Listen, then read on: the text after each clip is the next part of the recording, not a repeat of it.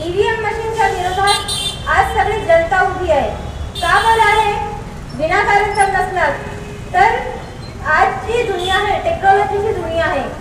EVM machine असणं हे आपल्यासाठी एक चांगली गोष्ट झाली असती जर त्याचा उपयोग करणारे व्यवस्थित असते तर. ज्या प्रकारे बाबासाहेब म्हणाले की मी हे जे देशाला संविधान देत आहे, संविधान चालवणारे जर योग्य असले तर संविधान चांगलं असेल, पण संविधान चालवणारे जर योग्य नसले तर हा संविधान वाईट ठरेल. त्याच प्रकारे ईव्हीएम मशीन आपल्या देशामध्ये आली ही टेक्नॉलॉजीची दुनिया आहे. जर त्याचा चांगल्या मार्गाने उपयोग केला असता तर ते आपल्यासाठी खूप चांगलं योग्य ठरलं असतं. कारण की बॅलेट पेपरने एवढा काउंटिंग करणं याच्यामध्ये जो आपला वेळ गेला असता तो सगळा वेळ वाचला असता. ईव्हीएम मशीनद्वारे वेळ वाचून लवकर काम झालं असतं. परंतु प्रत्येक गोष्टीच्या मागे दोन कारणं असतात, एक फायदे आणि एक तोटे. तर ह्या सरकारने त्याच्या मागचे फायदे दूर केले आणि तोटे उभे केले. ज्या प्रकारे आपण मोबाईलमध्ये कोणाचा नंबर हॅक करू शकतो, व्हॉट्सअप हॅक करू शकतो, सगळ्या गोष्टी हॅक करता येतात, सगळे सिस्टम हॅक करतात, बँकिंग सिस्टम हॅक करता येतात. तर ईव्हीएम मशीन कोणती मोठी गोष्ट आहे. सगळ्यांची खात्यांची माहिती, सगळ्या गोष्टींची माहिती काढल्या जाते, मोठे मोठे सॉफ्टवेअर हॅक केले जातात. त्याच प्रकारे ईव्हीएम मशीनला हॅक करून कसा त्याचा फायदा घ्यायचा ह्या सरकारला चांगल्याने माहिती आहे. जर टेक्नॉलॉजीने सगळं काही झालं असतं तर आपल्या देशापेक्षा मोठे मोठे देश आहेत, चीन, जपान आपल्यापेक्षा मागासलेले नाही आहेत, इंडियापेक्षा खूप समोर गेलेले आहेत. जर ईव्हीएम मशीनद्वारे घ्यायचं असतं तर त्या देशांनी सगळ्यात आधी ईव्हीएमचा उपयोग केला असता. परंतु त्यांना चांगल्याने माहिती आहे की टेक्नॉलॉजी ही आहे त्याचे फायदे पण कसे घेतले जातात आणि नुकसान पण कसे होतात. तर हा नुकसान नको घडायला म्हणून एवढे विकसित देश सुद्धा बॅलेट पेपरने चुनाव करतात. त्यांना काय गरज आहे बॅलेट पेपरने चुनाव करायची, पण त्यांना माहित आहे की जर ईव्हीएम मशीनचा वापर केला तर त्यामुळे काय होऊ शकतं, त्याचा कशा प्रकारे गैरफायदा घेऊ शकतं, म्हणून बॅलेट पेपरने केलं जातं. पण आपला हिंदुस्थान जिथे एक साधारण जनता असते, गाव खेड्यामध्ये राहणारी जनता असते, ज्यांना साधा मोबाईल समजत नाही अशी जनता आहे, अशी जनता जास्त प्रमाणात असलेल्या देशामध्ये ईव्हीएमने का बरं चुनाव होतो. जी जनता वोटिंग करते तिला कळत सुद्धा नाही की त्या ईव्हीएम मशीनद्वारे वोट कसं दिल्या जाते आणि वोट कसं निघालं, कुणाच्या नावाने ते निघालं, आपण जे मत दिलं ते कुणाला केलं हे सुद्धा तिला कळत नाही. गावातल्या साधारण महिला त्यांना वाचता लिहिता सुद्धा येत नाही, त्यांना आपलं नाव सुद्धा लिहिता येत नाही, अशी परिस्थिती आहे आपल्या देशाची. तरी सुद्धा त्यांच्याकडून मत घेतलं जातं ईव्हीएम मशीनद्वारे. का बरं? जर की ईव्हीएम मशीन मध्ये जेव्हा आपण मतदान करतो अवघ्या 7 सेकंदामध्ये ते नाव शो होऊन गायब होऊन जातं. आपण इकडे मत करतच आहोत तर तिकडे मत पेटीमध्ये ते चालली पण जाते चिठ्ठी, ती गेली कुणाच्या नावाने किंवा तो बॅलेट पेपर कुणाच्या नावाने तयार झाला हे सुद्धा आपल्याला कळत नाही. मग अशा ईव्हीएम मशीनचा का बरं उपयोग करायचा? साधारणतः बॅलेट पेपरने घ्या ना. तरी सुद्धा निर्वाचन आयोगाने जे करायला पाहिजे ते तर नाहीच करत. सरकार याचा फायदा कसा उचलत आहे की आपण जर बॅलेट पेपरने घेतलं तर यामध्ये आपण फसू शकतो. कारण सरकारने जे कामं केले आहेत ते सगळ्यांच्या डोळ्यासमोर आहेत, काही लपलेले नाही आहे. सरकार काय करत आहे, काहीतरी एखादा मुद्दा काढायचा की लोकांची जे लक्ष असते लोकांचं त्या मुद्द्याकडे असते आणि त्याच्या पाठीमागे काहीतरी एक मोठं आपलं जे काम आहे ते साध्य करून घ्यायचं. जसं मी आत्ताचीच घटना सांगते, रामलल्लाचे जे कार्यक्रम होतं सगळी दुनिया त्याच्या मागे होती, सगळ्यांचं लक्ष त्याच्याकडे, आणि त्या काळामध्ये बीजेपीने काय केलं, लगेच एक GR रात्रभरात पारित करून घेतला.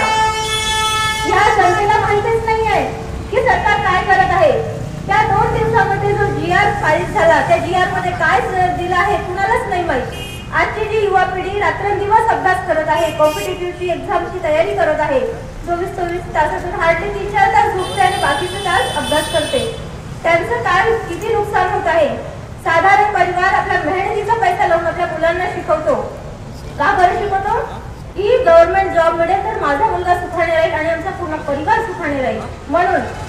पण गव्हर्नमेंटने आता जो GR काढला त्या GR मध्ये काय काढलं की फक्त MPSC आणि UPSC याद्वारे जे परीक्षा पास करणार त्यांनाच गव्हर्नमेंट जॉब भेटणार. बाकीचे जे पण बाकीच्या ज्या एक्झाम आहेत त्या सगळ्या कंत्राटी बेसिकवर भरल्या जाणार. आणि त्यातल्या त्यात ज्या प्रायव्हेट शाळेमध्ये जे आरक्षण होतं, ज्या साधारण मागासवर्ग परिवारांना जी सवलत होती, प्रायव्हेट शाळेमध्ये आज शिक्षण घ्यायला गेलं तर लाखोने करोडोने पैसा लागतो. एक MBBS च्या छात्राला करोडो ठेवावे लागतात. आपली ताकद आहे नाही आहे. त्यामुळे आपल्याला भरपूर, हे तर मी फक्त उदाहरण सांगितलं MBBSचं. पण जर आपण प्रायव्हेट शाळेत शिक्षण घ्यायला गेलो तर पूर्ण फीस भरून शिक्षण घेणं ही आपली लायकी नाही आहे. पण शासनाने काय केलं की जे आरक्षण होतं ते आरक्षण बंद करून घेतलं. त्यामध्ये जी ओरिजिनल फीस असते, जी ओपन वर्गाला फीस लागते, तीच फीस सगळ्यांना लागेल. स्पेशली आपल्या अनुसूचित जातीला जे आरक्षण होतं ते आरक्षण बंद केलं. आज आपला समाज त्या आरक्षणाच्या भरोशावर म्हणजे शिक्षण घेत होतं. कारण आपलं साधारण परिवार आहे, साधारण समाज आहे. क्वचितच आहे जे शिक्षण घेऊन मोठ्या पदावर गेले आहेत, नाहीतर सगळी साधारण जनता आहे. पण आता आपली ती ताकद राहिली नाही की पूर्ण फीस भरून आपण शिक्षण घेऊ शकू. त्याच्याने काय होणार आहे की जो उच्च वर्ग आहे तो उच्चच राहणार.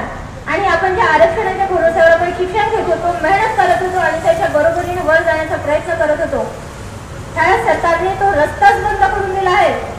म्हणजे आपल्याला आरक्षण भेटणारच नाही. जर 1 लाख फीस आहे तर पूर्ण 1 लाख फीस भरा आणि शिक्षण घ्या.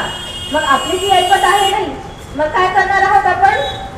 जिथपर्यंत आपण गव्हर्नमेंट शाळेत शिक्षण घेऊ शकतो, 12वी पर्यंत, ग्रॅज्युएशन पर्यंत स्कॉलरशिपच्या भरती घ्यायची आणि त्यानंतर मोलमजुरी करून जीवन जगायचं. म्हणजे काय?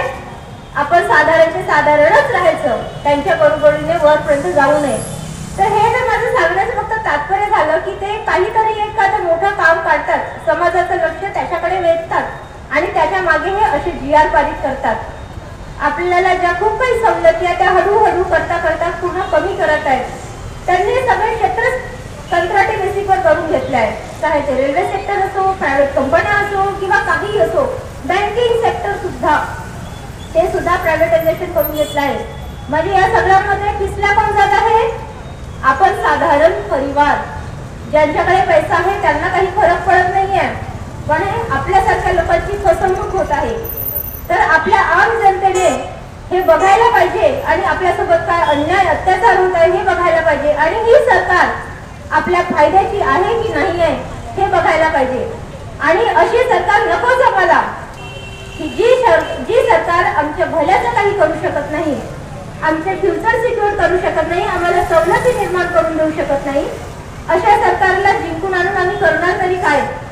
जी सरकार आमच्या भल्याकरता कार्य करेल, जी सरकार आमच्याकरता झटेल, अशी आम्हाला सरकार हवी.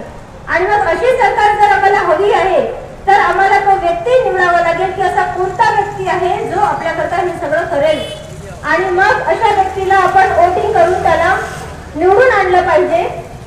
तर त्याकरता काय पाहिजे की आपण जे मत देतो आहोत ते आपण ज्याला देत आहोत, ज्याला द्यायचे इच्छुक आहोत ते त्यालाच जायला हवं. तर हे कधी होणार? जेव्हा EVM मशीन द्वारे निवडणूक होणार नाही, बॅलेट पेपरने निवडणूक होईल, तर आम्ही आमच्या डोळ्याने बघून ते मत देऊ शकतो की आम्हाला कुणाला द्यायचं आहे.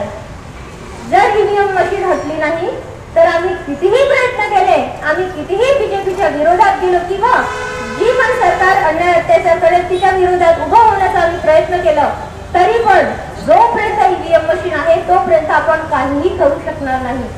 आणि ह्या देशाची जनता तिने बघायला पाहिजे की आज आपण ही खरी वेळ आलेली आहे, आपण रस्त्यावर उतरून याचा विरोध करायला पाहिजे. आज घरामध्ये झोपून राहायची वेळ नाहीये. आपण जे आजपर्यंत 100 वर्षापासून जगत आलो आहोत हे आयुष्य एवढं सुखमय आयुष्य का बरं म्हटलं? कारण बाबासाहेबांनी त्यावेळी खूप कठीण परिश्रम केला, आम्हाला सगळं काही मिळवून दिलं. त्यामुळे आजपर्यंत आपण हे मस्त चांगलं सुखाचं आयुष्य जगत आलो. परंतु BJP आता हळूहळू करून सगळ्या गोष्टींचा नायनाट करत आहे. तर यापुढे जी येणारी आमची पिढी आहे त्यांना ह्या दुःखाचा सामना करावा लागेल. आज जरी आम्हाला त्या दुःखाचा सामना करावा लागत नसेल, आज आम्ही थोडेसे सिक्युअर्ड आहोत, कारण BJP सध्या तिची सुरुवात आहे ती हळूहळू करत आहे. सगळ्या गोष्टी तिने नेस्तनाबूत नाही केल्या आहे. पण जर आम्ही झोपून राहिलो, आम्ही आमचे डोळे बंद ठेवले, तर उद्या चालू आमची जी येणारी पिढी आहे तिला खूप वाईट परिस्थितीचा सामना करावा लागेल. म्हणून माझं आव्हान आहे की सगळ्यांनी आज रस्त्यावर उतरा, ह्या EVMच्या विरोधात उभे व्हा आणि ह्या सरकारच्या विरोधात उभे व्हा. का बरं? तुमच्या येणाऱ्या पिढी करता, तुमच्या स्वतः करता नाही, तुमच्या येणाऱ्या पिढी करता, की त्यांना त्या वाईट परिस्थितीचा सामना करू लागू नये. आज जर आम्ही झोपून राहिलो, आज आम्ही डोळे उघडले नाही, तर उद्याची परिस्थिती खूप वाईट परिस्थिती येणार आहे. आज जरी आम्ही व्यवस्थित जगत आहोत, पण उद्या एवढेही व्यवस्थित जग त्यांना जगता येणार नाही.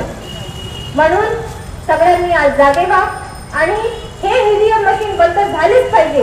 हे निवडणूक बॅलेट पेपरनेच झालं पाहिजे. जर भारत देश एवढा प्रगत असेल की ते ईव्हीएम द्वारे करते, तर एवढं दुनियेमध्ये मागच्या नंबरवर असायला नको. कारण याच्यापेक्षा प्रगत देश सुद्धा बॅलेट पेपरने चुनाव करतात, मशीनद्वारे करत नाही. त्यांनाही माहित आहे की घोड कसा होतो, टेक्नॉलॉजीचे गैरफायदे कसे घेतले जातात. जर भारत देश एवढा प्रगत असता तर अख्ख्या देशामध्ये पहिल्या नंबरवर भारत राहिला असता. सगळ्या जनतेने ही गोष्ट समजून घ्यायला हवी. म्हणून या ईव्हीएमच्या विरोधामध्ये सगळे उभे व्हायला पाहिजे आणि बॅलेट पेपरने चुनाव झालं पाहिजे. माझं सगळ्यांना ही विनंती आहे की सगळ्यांनी याच्या विरोधात उभे व्हा आणि होणारच आहे. मोठे मोठे आंदोलन चालू आहे. एक आम जनता नाही तर हायकोर्टाचे, सुप्रीम कोर्टाचे जज, वकील सगळ्याच्या विरोधामध्ये आहे. जर बीजेपी सरकार एवढी इमानदार आहे, जर ईव्हीएम मध्ये काही गडबडी नाही, तर मग एवढे विरोध असताना प्रत्येक शहरामध्ये, प्रत्येक राज्यामध्ये याचा विरोध होत आहे. आम जनता रस्त्यावर उतरत आहे, सगळ्या संघटना रस्त्यावर उतरत आहेत ईव्हीएमच्या विरोधामध्ये, सगळे जज, वकील विरोधात उतरत आहेत. एवढा विरोध झाल्याच्या नंतर सुद्धा ईव्हीएम मशीन का हटवल्या जात नाहीये? जर ईव्हीएम मशीन एवढीच खरोखर आहे आणि जी आता जी सरकार आहे ती ईव्हीएम मशीन जिंकून येत आहे, पण ती ओरिजिनल मताने जिंकून येत आहे. जर ईव्हीएम मध्ये घोड नाही करत आहे तर तिने तर एवढा वेळ लावायलाच नको. एवढा विरोध झाल्यावर त्या मशीनला तिने एका झटक्यामध्ये बाजूला करून द्यायला पाहिजे, कारण तिला फरकच पडायला नको त्याची जर ओरिजिनल मतं आहेत तर. पण एवढं असूनही नाही, निर्वाचन आयोग याच्यावर ऍक्शन घेत आहे आणि सरकार तर बिलकुल या गोष्टीला दाबत देण्याचा प्रयत्न करत आहे, न्यूज दाबण्याचा प्रयत्न करत आहे. मोठ्या मोठ्या न्यूज चॅनलला याच्या विरोधात नक्की तुम्ही यांना सपोर्ट नका करू, तुम्ही यांना जास्त वावही नका देऊ, यांना देशामध्ये पसरवू नका, आम जनतेला दाखवू नका. जे की न्यूज चॅनलने हे सगळं करायला नाही पाहिजे. न्यूज चॅनलला म्हटलं जाते की देशाचे चौथा पिल्लर आहे, त्यांनी सगळी सच्चाई सगळ्यांच्या डोळ्यासमोर दाखवायला हवी. पण न्यूज चॅनलमध्ये सुद्धा जी गोष्ट दाखवायला पाहिजे ती दाखवत नाही आणि ज्या गोष्टींना जास्त तूर द्यायला नको त्या गोष्टी वारंवार दिवसभर त्यांच्या चॅनलवर चालत असतात. हे तर त्यांनी करायलाच नको, त्यांनी सच्चाईचा साथ द्यायला हवाय. पण बीजेपीचा जो मुद्दा आहे साफ कळत आहे की त्या ईव्हीएम मध्ये घोड आहे आणि ईव्हीएम मध्ये घोड करूनच सरकार जिंकून येत आहे, म्हणून ती ईव्हीएमला हटवत नाही आहे. नाहीतर एवढा विरोध झाल्यानंतर तर कुणी ईव्हीएमला एका झटक्यामध्ये काढून फेकलं असतं आणि छाती ठोकून म्हटलं असतं. ते म्हणतात ना की मेरी छुटपणी का सीना आहे, तर त्याच सीन्याला ठोकून म्हटलं असतं, अरे ईव्हीएम मशीनच्या भरोशावर मी जिंकून येत नाही, ही काही मोठी गोष्ट नाही माझ्याकरता, हे फेका मी बॅलेट पेपरने चुनाव घेते. जर तिच्यात ताकद असेल, जर तिच्यामध्ये इमानदारी असेल तर आम्ही आव्हान करतो त्यांना की ईव्हीएम मशीन बंद करावी आणि बॅलेट पेपर